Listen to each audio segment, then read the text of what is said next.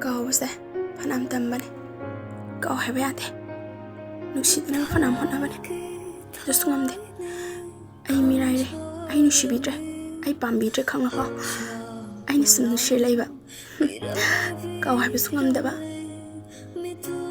nana ngi toriba wahaliba kapaliba siki haradi ai nungu sunu nusidaba yabane ai gi yeknabane khanba yabane nusibam thoktraba nangsa kau ngamde 浓时风透着